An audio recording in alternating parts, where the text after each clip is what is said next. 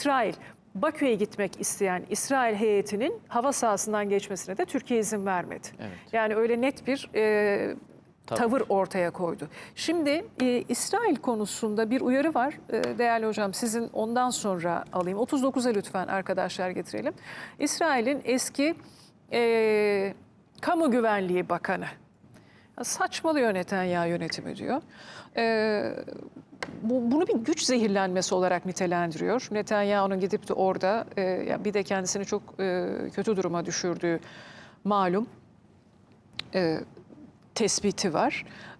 Sonu kötü olur çünkü ileride de Türkiye'ye ihtiyaç duymaya devam edeceğiz uyarısı var. Verelim. Evet. İsrail'in Suriye'de neden Türkiye ile karşı karşıya gelme konusunda ısrar ettiği anlaşılmaz bir durum.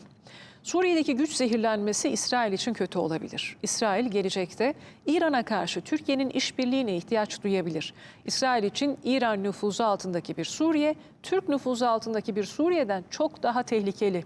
İsrail'in yok edilmesi Türk stratejisinin bir temel taşı değil. Ayrıca nükleer programı da yok. Buyurun, buyurun. Katkıda bulunalım. Değerli hocamın çok kıymetli açıklamalarına birkaç şeyde de katkıda bulunmak istiyorum. Birincisi, bu açıklama yapan Amar Barlev şeyi ıskalıyor. Yani çok yanlış bir pencereden bakıyor. Yani Türkiye ile İran arasında bir sorun olacak ve Türkiye ile biz dost olmalıyız ki yarın bir gün İran'a saldıracaksak Türkiye'nin desteği. Türkiye, İran'la böyle bir konuda İsrail'in istekleri doğrultusunda davranacak bir ülke değil. İsrail ne istiyor? İsrail, çok özür diliyorum, çok kısa anlatacağım. İsrail şu anda proaktif bir strateji uyguluyor kendine göre. Yani bir Suriye'yi parçalanmasını istiyor. Tabii. Suriye'nin daha sonra toparlanarak kendisine bir tehdit olmaması için 600'den fazla sortiyle bütün Suriye'nin savunma, askeri anlamdaki yeteneklerini paralize edip aşağı indirmek istiyor. Fırat'ın doğusunda bir özel Kürdistan, sözlü özel Kürdistan oluşumuna sıcak bakıyor. Çünkü kendisi için de çok önemli. Kuzeyim emniyette olsun ve Türkiye'nin Suriye'deki etkisini azaltmasını istiyor. Çünkü ikili anlaşmalar çerçevesinde Suriye devleti Türkiye'den gelin işte askeri anlamda devlet tecrübenizi aktarın dediği zaman Türkiye buna gider yapar, gereğini yapar. Dolayısıyla İran'a karşı da Türkiye yanına çekmeye çalışan İsrail daha fazla ilerleyemez bence. Şöyle ki 50 yıldan beri beklentisi olan su kaynaklarını aldı. İşte Dera bölgesine, Süveyda bölgesine gitti. Artı milli gücün iki önemli unsuru olan bir tanesi askeri güç ve demografik güce baktığınız zaman kendi silahlı kuvvetlerinin imkan kabiliyetleriyle daha da kuzeye gidebilecek bir yapıda değil kara harekatı olarak. Ama Azerbaycan'daki görüşmede çatışmasızlık angajmanları ortaya koyuldu. Çok çılgınca bir şey yapar. Şöyle ki Türkiye, evet hocamın da dediği gibi bir NATO ülkesi. İsrail ta 67'den bugüne kadar herhangi bir NATO ülkesiyle çatışmadı. Mısır, Suriye, Lübnan, Yemen uzaktan atışlarla ve İran.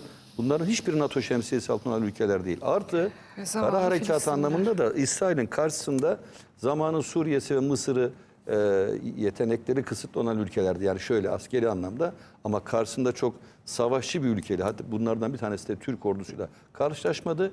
O yüzden de şu anda çok fazla böyle kendine aç tavuk buğday ambarında görür. Tam Amar Barlev'in dediği gibi bir güç zehirlenmesi. Ya ben neymişim falan değil. Yani, ama o kadar da kabadayı değil. Değil. Karşısında diyor. Türkiye var. Peki. Yani denk kalması gerekiyor. Şimdi İsrail'in Yunanistan'la birlikte tabii ki hep bunların öncesinde Netanyahu Macaristan'dan sonra koşarak Washington'a gitti. Onun öncesinde Yunanistan'la Rum kesimiyle böyle akıl almaz bir mekik diplomasileri vardı.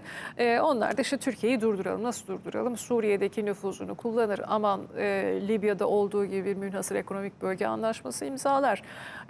Suriye sahasını kontrol eder. O zaman ben zırt pırt girip oraları buraları vuramam İsrail. İşte Yunanistan açısından da ben hem şu Kıbrıs işini kotarırım bu arada. İsrail'i bu derece kudretli derken tırnak içinde soykırım siyaseti güden, insanlık suçu işleyen bir yönetim. Bu noktaya geldiği zaman İsrail'i ben korudum. Nereden? İşte İran'ın misillemesi olduğu zaman Rum kesimini kullandırdım. Hadi ben bir celsede Kıbrıs'ı da çözerim kendi lehime. Münhasır ekonomik bölge anlaşmasını da imzalarım falan deyip coştu.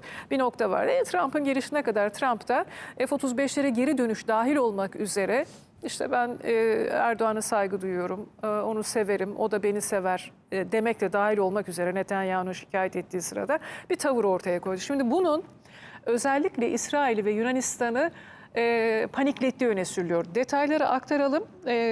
Bir de ayrıca Yunanistan'dan yeni bir provokasyon var. Onunla devam edeceğiz.